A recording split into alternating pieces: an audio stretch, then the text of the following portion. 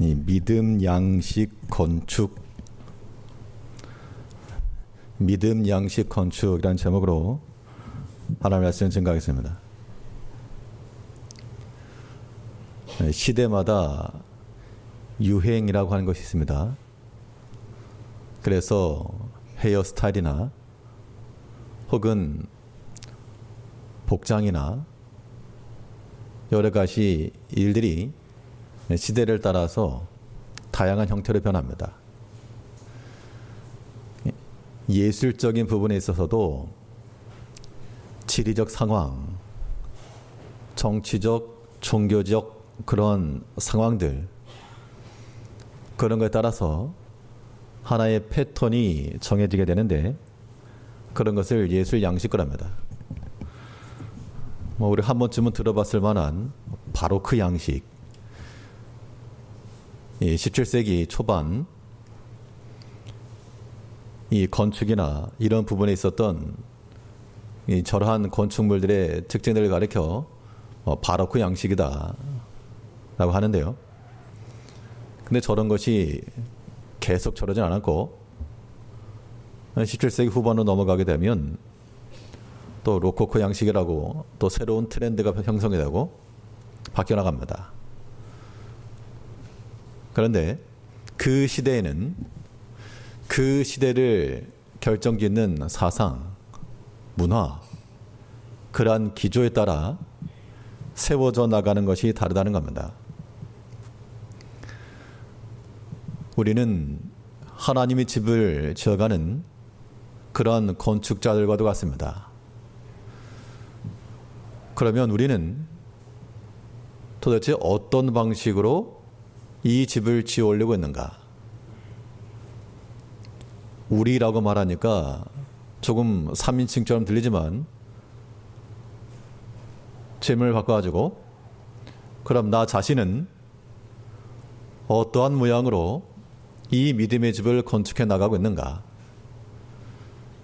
시간이 지날수록 외관이 형성이 되고 한 층이 더 높아지고 내부가 정리가 되고 그렇게 만들어져 가고 있는지, 아니면 중단되어가지고 폐허가 돼서 곧 철거 위기에 처해 있는지, 우리 자신의 이 믿음의 집의 상태를 살펴야 됩니다. 그러면 성경이 증거하는 바, 이 믿음으로 이 건축을 올린다 할 때 어떠한 믿음을 가지고서 어떠한 양식을 가지고 이 믿음의 집을 세워나갈 것인가? 믿음 양식의 시공이라 함은 어떠한 믿음의 재료들을 가지고서 지어 올려야 될 것인가? 오늘 본 말씀을 통해서 살펴보도록 하겠습니다.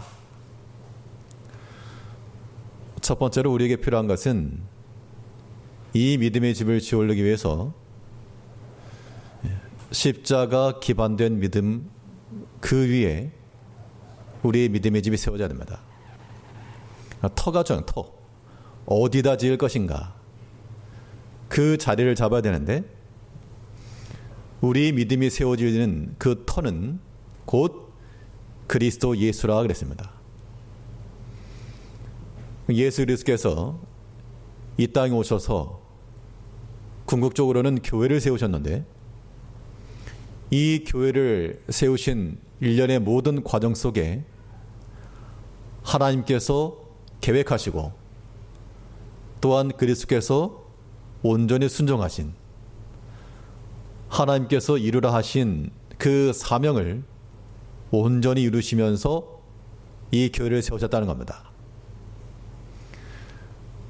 그러면 우리가 이 믿음의 집을 세워나가기 위해서도 이 십자가 토대 위에 우리의 믿음이 지어져 가야 되겠는데, 그 십자가 위에서 이 믿음의 집을 세워나가려면 우리 또한 하나님께로부터 받는 그 사명의 요구에 직면하셔야 됩니다.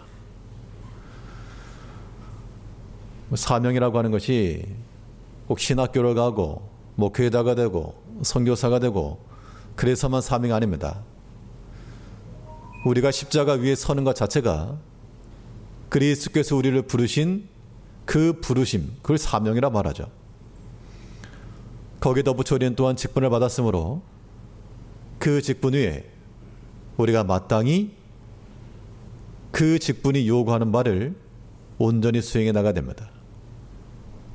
근데 중요한 것은 아무데나 벽돌을 세워나가는 것이 아니고 그의 십자가 위에 세워나가라. 오늘 본문 3장 11절 말씀에서요. 이 닦아둔 것 외에 능히 다른 터를 닦아둘 자가 없으니 이 터는 곧 예수 그리스도라. 지금 고린도 교회의 문제가 무엇이었는가 하면 교인들 사이에 편당이 생기고 나는 바울에게라, 나는 바울파, 나는 아볼로파, 나는 게바파, 이렇게 사분오일이 되었다는 겁니다. 그러면 베드로를 추종하는 사람들의 목적은 무엇이었는가 하면 교회를 분란시키고 어지럽게 하려는 목적이 아니라 그 목적이 교회를 위하는 거였겠죠. 당연히 그 교회를 위해서 우리는 바울같이 이런 노선을 취해야 된다. 아볼로를 따랐던 사람들은 그들도 목적은 교회를 위해서, 교회를 위해서, 교회가 잘 되려면 이러한 노선을 따라간다. 아볼로가 같이 해야 된다. 나는 게바에게 속하였다라고 말한 사람들도 다 교회를 위해서, 그 목적이 교회를 위해서라는 겁니다. 근데 그 방법적 논에 들어가 보니까 바울도 아니고 아볼로도 아니고 게바와 같이, 베드로와 같이. 그래서 바울이 주는 메시지는 종합적으로 보면 다 교회를 위하는 말임에도 불구하고 그 안을 들여다보니까 마치 사분오일된 그런 모습을 보이고 있다. 그러지 말고 그 터를 사람에게 두지 말아라. 바울이 아무리 위대한다 한들 그는 심는 자였고, 아볼로가 아무리 논리적이고 학식이 많았다 한들 그는 물주는 자의 역할을 했으며, 게바가 아무리 그 그리스도와의 그런 1차적 관계 속에서 설명은 할지라도 또한 그 부분이었다. 너희가 참으로 하나님의 교회를 세워나가는 이 믿음의 집을 온전히 세워나가려면 그리스도의 터 위에서 이 십자가 위에 서라. 십자가라고 하는 것이 어디 반목이 있으며 어디 다툼이 있으며 어디 분쟁이 있는가, 그것을 다 녹인 자리가 십자가였다는 겁니다. 이건 오늘날 이 현대의 교회들이 경각심을 가져야 될 부분이기도 합니다. 어느 교회건 또 어느 개인이건 성도건 그 말의 목적은 다 교회를 위한 겁니다. 교회가 잘 되기를 바라는 마음이고 또 그렇게 해야 잘 된다.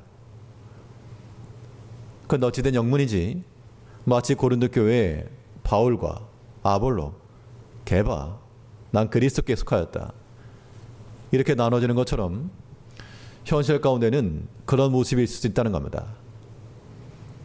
그럼 어떻게 할 것인가? 어떻게 됩니까? 나는 바울에게 속하였다 하는 사람들은 그거 집어 던지고 나는 아볼로에게 속하였다, 아볼로가 대단하다, 그 마음도 버려야 됩니다.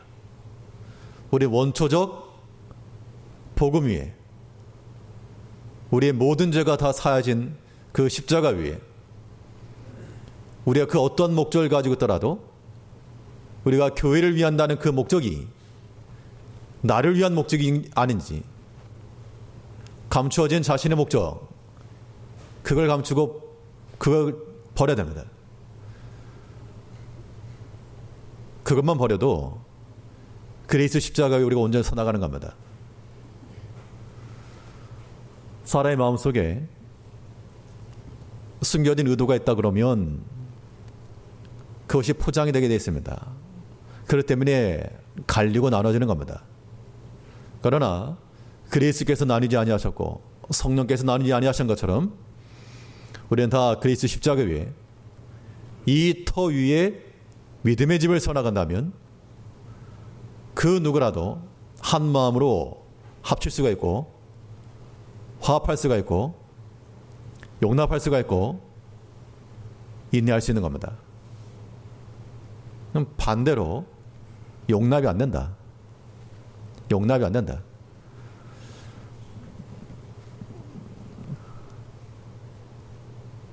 우스갯 얘기한데요. 그 연예인들을 대상으로 하는 그런 선교회가 있다고 합니다. 그 희극인 가운데 뭐 구봉서 씨라고 그 예전에 그 하면서 아무튼 뭔 얘기를 하다가 예수님의 태어나기 전 요셉과 마리아가 정혼한 상태에서 아이를 낳게 되었는데 그 보내가지고 어떤 믿지 않는 사람이 말하기를 그게 말이 되느냐. 믿지 않는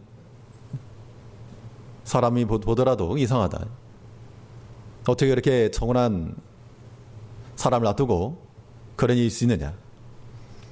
그랬더니 그 구봉서 그분이 그랬답니다. 오늘 강대상에서 제가 차마 다 말은 못 옮겨도 요셉 본인이 괜찮다는데 왜 네가 난리냐. 하나님께서 우리 모든 사람들을 다 그리스도 안에서 부르시고 용납을 해주시고 십자가 안에서 용납되지 않은 게 없다는 겁니다. 그런데 내가 용납이 안 된다. 이게 뭐죠? 하나님께서는 그리스도를 통하여 그 십자가에서 모든 죄를 다 소멸하시고 하나님과 하나 되게 하시며 또한 우리 모든 죄인들이 다 그리스도 안에서 한 믿음의 형제가 되었는데 그런데 우리는 정작 교회를 위한다는 그 대전제 아래 용납이 되지 않고 화합이 되지 않고 되려 분쟁과 시기와 다툼이 일어난다. 그러한 경우의 결론은 목적이 잘못된 겁니다. 그 터가 어딘지를 살펴봐야 돼요. 그 터가 그리스도 십자가 위에 서라면 용납 불가는 없습니다. 수용 못할 것도 없죠. 그런데 우리가 다들 자기가 서 있는 곳을 터라 우기기 때문에 십자가고 뭐고 관계없이 내가 서 있는 이 자리에 비춰보니까 틀렸고 합당치 않다. 이래가지고는 교회의 참된 터 위에 세워지는 믿음의 건축물을 열 수 없는 겁니다. 우리는 이 십자가 위에 그리스도 십자가 위에 우리 믿음을 세워가야 합니다. 그리스도께서 하나님의 그 뜻을 이루시기 위해서 자신을 낮추시고 죽기까지 그렇게 사명 감당하셨기 때문에 이 교회라는 터를 세우신 거죠. 그러면 이런 질문 한번 던져보겠습니다. 우리가 참으로 주를 위하고 교회를 위하는 우리 모든 성도님들에게 그 주를 위하고 교회를 위하여 나는 어디까지 사명을 감당할 것인가? 1번 발목, 2번 허리, 3번은 목숨까지. 예수님께서 그의 사명의 요구를 따라 자신을 대속물로 주기까지 온전히 순종하신 겁니다. 여기에는 용납할 게 없는 게 아니고 하나님의 뜻을 따라 모든 순종 다 이루신 겁니다. 마태복음 20장 28절 말씀에서 인자가 온 것은 섬김을 받으려 함이 아니라 도리어 섬기려 하고 자기 목숨을 많은 사람의 대속물로 주려 함이니라. 사명이라고 하는 것이 이렇다는 겁니다. 우리가 주의 사명을 간다는 것은 내가 뭘 열심히 하겠다. 그러한 사람의 결심을 사명이라 말하지 않고 도리어 그 정반대로 내가 할 수 있는 것이 아무것도 없으므로 내가 그리스도 안에서 죽노라. 이게 사명 감당입니다. 이러한 사명의 요구에 부름 당할 때 하나님의 교회가 세워지는 것이요, 또 우리 개인의 믿음이 세워지는 겁니다. 이러한 믿음의 터 아니고서는 평안함이 있을 수가 없죠. 그리스도께서 만일 자신의 뜻을 세우시려 했다면 이 잔을 내게서 지나게 하시옵소서, 그런 기도 안 나왔을 겁니다. 우리가 이 사명의 부르심을 따라 많은 사람의 대속물로, 결국 자기를 위해서 역사하지 않았다, 그 이야기입니다. 우리가 주를 위한다라고 말하지만 자기를 위하는 것이 될 때는 그것은 바른 믿음의 건축물이 될 수가 없습니다. 이제 하나님께서 우리를 부르신 대로 우리 개개인의 그 십자가를 지고 나가실 때 많은 수고와 많은 인내와 많은 봉사가 있을 것이지만, 그러나 그 목적을 우리는 분명히 하여 우리 개개인의 욕심이 있어서 안 된다는 겁니다. 감추어진 우리의 욕망을 따르림이 아니요 오직 주를 위하여, 나 자신은 다른 사람의 대속물과 같이 더 낮아진 자였을지라도 오직 주의 뜻이 이루어지기를 바랍니다. 그런 마음의 자세가 필요하다는 겁니다. 그러려면 당연히 자기 십자가를 지고 하는 겁니다. 십자가라고 하는 것이 즐거운 일이 아니라는 얘기죠. 무거운 것이고 고통이 수반되는 것이고,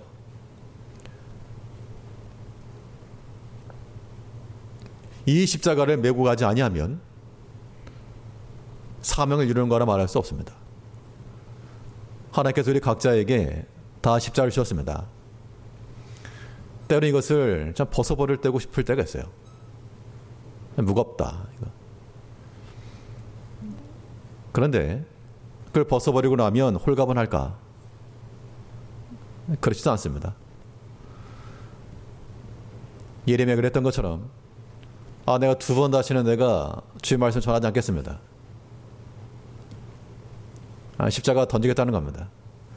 근데 그 심령이 말하기를, 그러면 또 내 속에서 불이 일어나서 주의 말씀을 전하지 아니할 수 없습니다.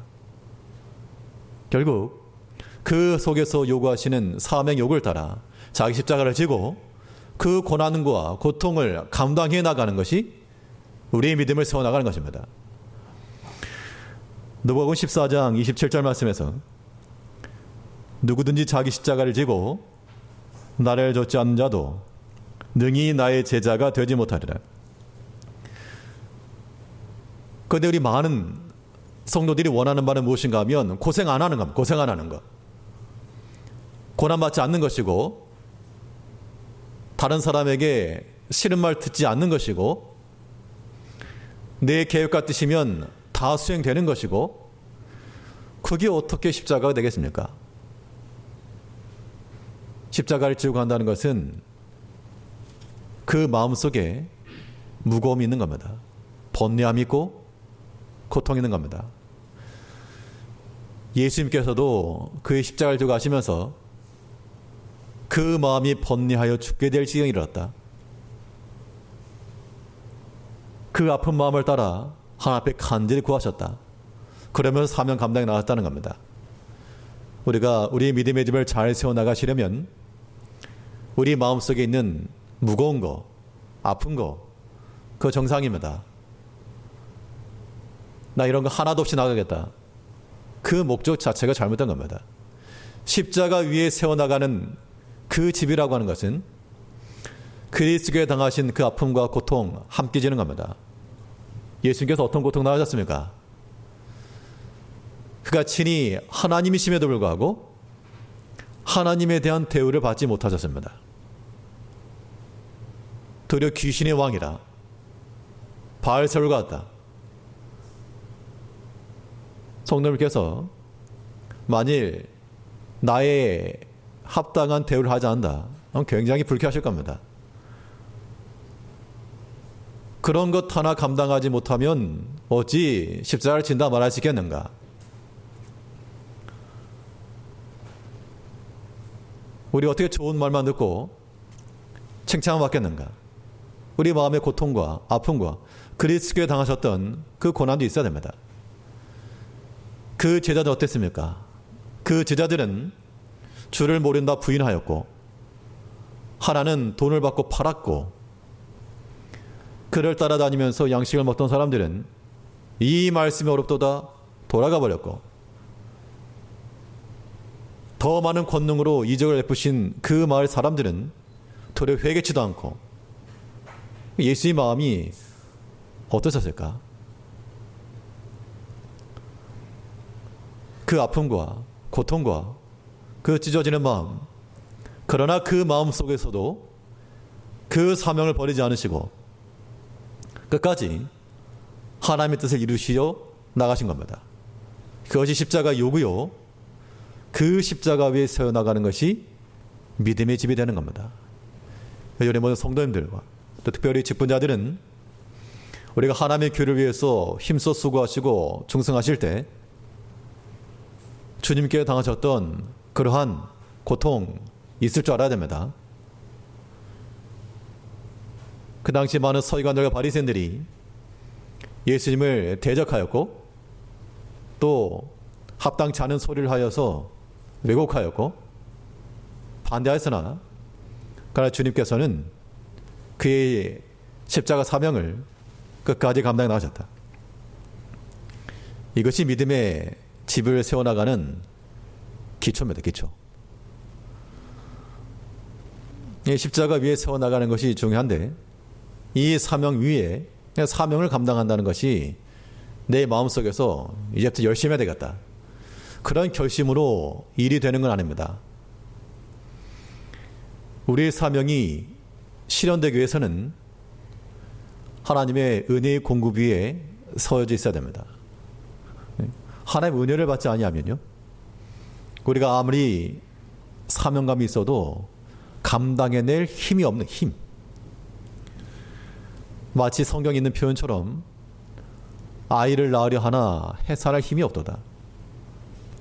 아이는 낳아야 되겠는데 해산할 힘이 없어가지고 못 낳는다. 그래도 하나님께 힘을 더하시면 생명을 얻는 겁니다. 우리가 하나님의 은혜를 얻지 못하면요, 우리가 아무리 사명을 가지고 있어도 그걸 이뤄낼 수 없습니다. 믿음의 집을 세워나갈 수 없다는 얘기죠. 오늘 본문 3장 10절 말씀에서 내게 주신 하나님의 은혜를 따라 내가 지혜로운 권자와 같이 터를 닦아두매, 이 그리스도의 터 위에 이 믿음의 집을 건축해 나갈 때도 바울이 가지고 있던 그 철학적 지식과 또 많은 교회를 세웠던 그런 개척의 노하우를 가지고 하지 아니하였고, 오직 내게 주신 하나님의 은혜를 따라. 그럼 바울은 모든 걸 다 받았는가? 그렇지 않았습니다. 바울이 제안하기를 내게 주신 하나님의 은혜를 따라. 그러니까 바울은 마치 심는 이와 같은 그런 은혜를 받았기 때문에 그 일을 잘 감당했다는 것이고, 아볼로는 이미 심겨진 그 식물 위에 정성껏 물을 주는, 하나하나 보살피며 물을 주는 그러한 은혜를 받았기 때문에 그 일을 감당했다, 그 얘기하고 있는 겁니다. 그 누구라도 이 그리스도 위에 믿음의 집을 세워나가려면 우리에게 주신 그 하나님의 은혜를 따라 세워나가야 된다, 그 얘기입니다. 결국 우리를 완성시키는 그 마무리 힘은 하나님께 있습니다. 우리가 이것을 인정하고 하나님의 그 은총하심에 우리 자신을 내어드릴 때, 그래야지만 완성이 되는 겁니다. 물론 우리가 그 사명감을 가지고 힘써 수고하고, 심는 이는 심고, 물 주는 이는 물을 주고, 또 가꾸는 이는 가꾸고 자신의 일을 해야 되겠으나, 그러나 궁극적인 완성은 하나님께 있다. 하나님께서 은혜를 주셔야 심는 거고, 은혜를 주셔야 물 주고 거두기도 하는 겁니다.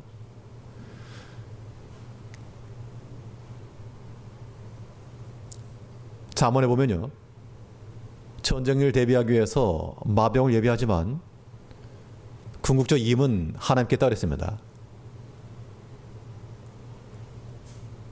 이 전쟁의 승리를 위해서 아무리 완벽하게 준비를 했어도 하나님의 손에서 승리가 난다. 우리가 하나님의 교회를 위하고 우리의 믿음의 일을 위하는 일을 할지라도 그 열심과 열정과 혹은 결심으로 되는 것이 아니라 궁극적으로는 하나님의 손에서 나는 그 은혜로 가능하다. 잠언 말씀과 똑같은 겁니다. 잠언 21장 31절에서 싸울 날을 위하여 마병을 예비하거니와 이김은 여호와께 있느니라. 그러니까 이걸 인정해야 됩니다. 우리가 마음속으로는 많은 계획을 가지고 또 여러 가지 일을 구성을 하고 또 우리 힘을 따라 수고하고 그렇게 해도 궁극적으로 하나님의 손에 붙들림화 되지 않으면, 하나님의 주시는 그 은총을 받지 않으면 우리가 가지고 있는 모든 것들은 세워지는 것이 되지 못한다는 겁니다. 그럼 이 믿음의 건축을 잘 이루어 가시려면 어떻게 될 것인가? 하나님께서 우리를 부르신 그 부르심을 따라 하나님의 은혜의 공급함을 항상 받아야 합니다. 하나님의 은혜라고 하는 것은 마치 이 원자재와도 같아서 산업이 발전하려면 이 원자재의 공급이 있어야지, 끊긴다 그러면 아마 많은 곳에서 부작용이 일어날 겁니다. 석유 파동 한번 일어나면 여러 가지 경제에 큰 위기가 오는 것처럼 우리 하나님의 은혜의 공급이 중단되게 되면 우리 신앙생활은 이미 좌초하고 말 것입니다. 그러면 은혜의 공급이 끊어지지 않으려면 어떻게 할 것인가? 받아야 되는데 하나님의 은혜가 주어지는 그 자리까지 나가셔야 됩니다. 그 자리가 어디인가? 하나님의 은혜가 주어지는 자리는 말씀의 자리죠. 말씀의 자리. 성령께서 그의 말씀 가운데 역사하시기 때문에 우리가 하나님의 은혜를 받으려면 성령께 부탁을 하고 그 은혜의 말씀에 부탁하여 우리가 그 은혜에서 떨어지지 아니하기를 간청해야 됩니다. 그래 은혜를 받을 수가 있습니다. 이 하나님의 은총하심을 우리가 얻지 못하면, 메말라지게 되면 마치 여름 가물에 그 땅이 갈라지는 것처럼 우리의 심적 상태가 그렇게 갈라지고 말 것인데 거기에서는 생명이 자랄 수가 없다는 겁니다. 하나님의 말씀이 내게 쌓여야 되고요, 내 심령에 채워져야 되고 우리의 의지와 우리 행동을 움직이기까지, 우리의 모든 막힌 것에 다 녹이기까지 하나님의 말씀 앞에 온전히 노출돼야 됩니다. 이것이 교회를 세워나가는 힘이 되는 겁니다. 사도행전 20장 32절 말씀에서 지금 내가 너희를 주와 및 그 은혜의 말씀께 부탁하노니 그 말씀이 너희를 능히 든든히 세우사 내가 너희를 주와 및 그 은혜의 말씀께 부탁하노니, 여기 주목할 것은 주와 및 그 은혜의 말씀께 부탁한다. 그러니까 은혜의 말씀이라고 하는 것을 하나의 기록된 문자라면 보지 아니하고 주라고 하는 동등, 동거로 왔기 때문에 인격성이 있다는 겁니다. 즉 은혜의 말씀은 살아계신 그리스도께서 그의 제자들과 함께 하시면서 그들에게 들려주시고 또한 깨닫게 하신 것처럼 그 말씀이 또한 우리 가운데 성육신하신 그리스도와 같이 우리의 귀에, 우리의 심령에 친히 거하시고 말씀하신다는 겁니다. 그 말씀을 듣고 깨닫고 순종하는 자가 복된 것이라. 이러한 십자가의 기초적인 토대 위에 하나님 우리를 부르신 사명과 우리를 향하신 그 은혜의 말씀을 통해 은혜의 공급함을 받아 우리의 믿음을 세워나가는 겁니다. 이 믿음을 세워나가기 위해서, 이 믿음의 건축을 위해서 어떠한 믿음을 가지고 나갈 것인가? 둘째는 연단받는 믿음. 연단받은 믿음이라고 하는 것은 시험을 통과되는 겁니다. 우리 본문 3장 13절 말씀에서 각각 공력이 나타날 것인데 이는 불로 나타내고 그 불이 각 사람의 공력이 어떠한 것을 시험할 것입니다. 불로써 시험한다 그랬습니다. 믿음이 있으면 냅두지 왜 불로 시험하는가? 단련이에요, 단련. 더 견고하고 더 순전한 것을 만들기 위해서 불로 시험하는데, 그럼 이런 시험을 이겨내려면, 이 시험을 이겨내는 힘을 키우시려면 기본적인 자세가 여러 가지 시험이 올 때 그 시험 당하는 것을 이상히 여기지 않아야 됩니다. 우리는 보통 그런 생각하죠. 내가 열심히 기도하고 또 말씀도 많이 읽고 봉사도 많이 하면 찬송말만 따나 만사형통하고 안 된 일도 풀리고 그래야 되겠는데, 실상은 우리가 믿음의 일을 더 열심히 하려고 하면 그리스도 안에 더 핍박을 받게 된다. 그때 우리가 이 믿음으로 나간다 할 때 미리 대비할 것은 곧 시험 온다. 어디서 튀어나올지 모르는데 곧 시험은 있다. 이런 마음을 가지고 나가는 것이 시험을 이기는 대비책 되는 겁니다. 우리 베드로전서 4장 12절 말씀에서 사랑하는 자들아 너희를 시련하려고 오는 불시험을 이상한 일 당하는 것 같이 이상히 여기지 말고,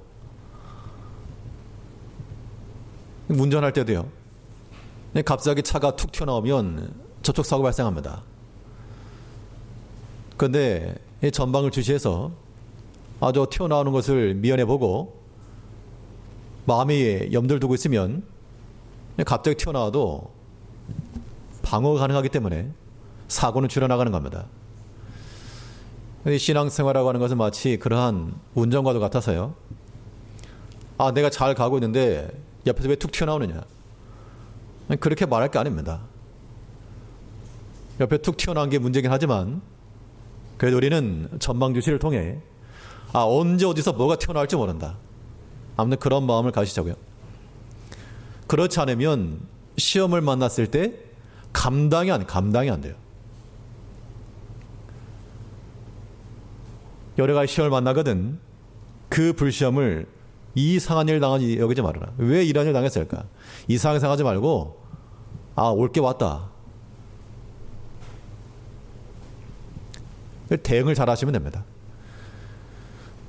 그럼 이런 시험을 잘 통과하면 어떤 유익이 있는가? 이런 시험을 잘 통과하게 되면 정금과도 같이 견고한 믿음으로 설 수 있다고 그랬습니다. 욥의 신앙 고백이었습니다. 욥기 23장 10절 말씀에서 나의 가는 길을 오직 그가 아시나니 그가 나를 단련하신 후에는 내가 정금같이 나오리라. 이 말씀을 뒤집어 보면 무엇입니까? 내가 왜 시험 가운데 빠지고 시험을 당하고 있는가? 하나님 보실 때 아직 안 만들어졌다, 아직 불순물이 꼈다, 그거 내가 볼 땐 깨끗한데요.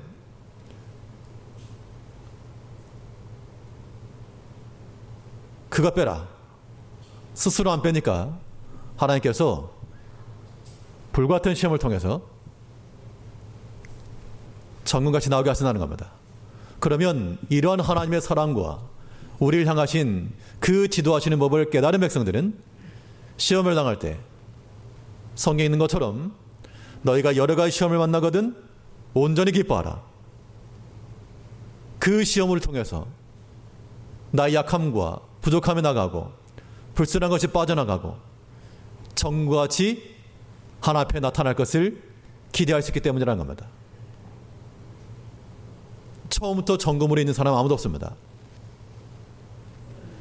다 시커먼 것들이 다 묻어 있으나 그러나 하나님께서는 그의 사랑하는 자녀들을 위해서 또한 감당할 수 있는 시험을 통해서 그것이 처음에는 불과 같아서 이걸 감당 못하겠습니다 할지라도 하나님의 은혜를 받아 나가면 하나님께서 감당할 수 있는 힘도 주시고 알게 모르게 점점 강해져 나간다는 겁니다.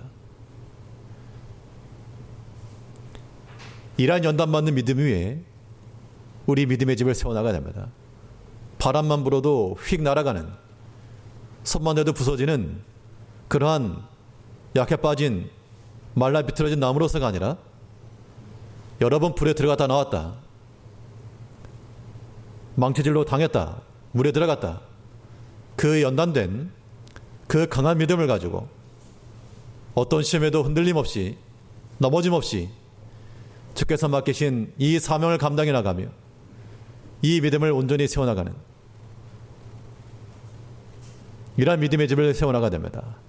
이 한 주 동안에도 우리 자신을 돌아보면서 점점 외부가 갖추어지고 내부가 정리되며 또 한층 한층 올라가는 우리 믿음의 집이 되기까지 그 은혜의 말씀에 우리 자신을 부탁을 하고 여러 가지 시험을 만나더라도 지지 마시고 이상히 여기지 마시고 올게 왔다, 나의 불순물을 빼기 위해서 하나님께서 열 좀 올리신다, 그런 마음을 가지고 연단 받으시고 이 믿음의 건축 잘 해나가시는 모든 저희교회 성도님들 되시길 바라겠습니다. 기도하겠습니다. 우리를